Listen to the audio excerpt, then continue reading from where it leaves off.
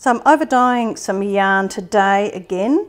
This time I've got two totally different dyed yarns, and they're both totally different bases. Like this one is a sparkly base with gold sparkles in it. I'm not sure if you can see them in here, if it even shows up.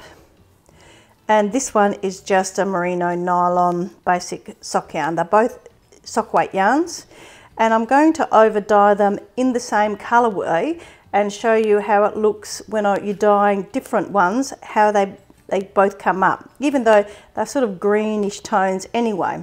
So in the colours I'm using the emerald green, the turquoise, yellow, the pink, rubine and purple. So I'm going to use 6 colours. So I'm going to start with the emerald green just on the end here. You can see the sparkles show up a bit more in the darker colours of this. Give it a bit of a squish in. Wipe my hands again between colours so I don't contaminate the next colour. This is the turquoise.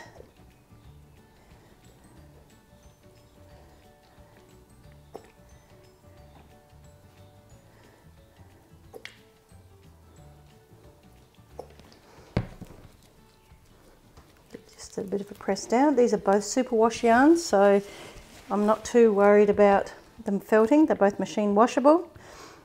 Now the yellow on here will just make this green on this side more of a chartreusey green because it's a very pale green, and on here it'll be a bright yellow, but it'll turn those speckles even a darker green, and where it meets the turquoise it'll make a nice greeny colour there. So we've got basically all greens this end of the skein. And then we're going to move to this end, which is all pinky colours. Now, red or pink, red family and green generally don't go together, and that may cause these little green bits to be more of a browny colour, but I don't think that'll be too much of a problem. So this is the Earth Palette Pink, which is a watermelony pink colour. And as you can see when you're putting it on, these two skeins are both going to take this dye totally differently. This has made these go quite dark, the little pops of colour there. And where these two meet, the yellow and the pink, will be an orangey colour. Then we've got our rubine, which is like a red violet. And that will totally look different on each of these skeins. On this one it'll be more of a browny toned red violet, and on this one where it meets the yellow it'll be a browny colour, or like on the brown side of colours. Where it meets the pink it's just going to be a pinky rubine colour. And then right on the end I'm going to put purple. So you would normally not put purple and yellow together because purple and yellow, when you mix, make a brownie colour. So, but we'll go with it and see what happens. Give them a squish.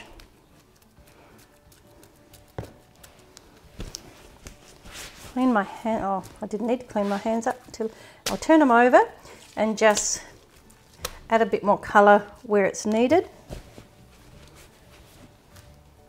Perhaps we'll go from this side. The emerald green. I might just open it up a bit, put some in the middle. You don't have to cover every little single bit of white because there will be a little bit of colour blending in there. Not throughout this whole skein, like it won't sink to the bottom because these dyes have that thickener in them. It won't sink to the bottom and make a pooling on the bottom. I'll just get this thread in the right place when we turned it over. So we'll put our yellow.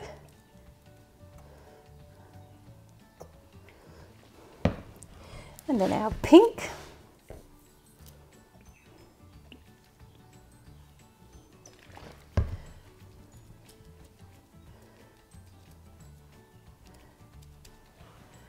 Just add a little bit more right there. our rubine,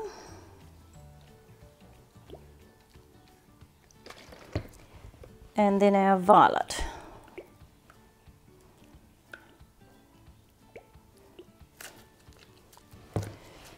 Now that looks pretty good.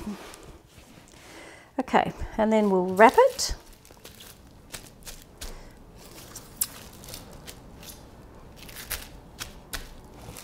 Put the ends in, fold it in half, get my little cat litter tray. I don't have any cats, so they've never been used for cat litter, they're just a good size. And then these will set today. It's 25 degrees in here at the moment, so these will just set on their own in here without any heating or anything. The earth palette dyes, just cold set dyes. And then I will show you, once they've been rinsed out and dry, I'll come back and show you how they look then. So here's our yarns back, and they've been overnight. It's actually quite warm here today. It's actually 35 degrees Celsius. So we've had a warm night. It was set on only about 20 degrees Celsius last night. So summer is really starting to make its presence, that it's coming, felt. Okay, we've had a little bit of dye transfer over to other ones, but that's not to worry. Only helps to go with that individuality of your yarns. So this was the one that had the little pops of colour. As you can see, those little pops are there, but it's totally over dyed. And this is the sparkle yarn. I'm not sure if that is picking up the sparkles, but as you can see, there's not much colour left in that dye liquor. There's a little bit, but I'm not too fussed about that. I will give this a rinse out, spin it out, and come back and show it to you when it's totally dry. So here's our yarn. It's not 100% dry, but it mostly is. As you can see, this one with the speckles on, the speckles have just shown up a bit more through the yarn. And here it's really showing through the purpley colour. But all in all, it's worked out pretty good. And the sparkly one also has a few speckles of other colour. I think we must have touched it there and done that, but the sparkles show up really well. So two different skeins dyed with the same dye lot. With the same dyes, look entirely different. The colour has come up slightly different on both of these colours, these skeins, excuse me, skeins, because of the different base yarn. Okay, my acrylic ties haven't tied, and they're easy to find and pick up your yarn and handle it. Makes it a lot easier. Better to have too many ties than not enough. Thank you for joining me. I look forward to seeing you for our next video. Feel free to like and subscribe.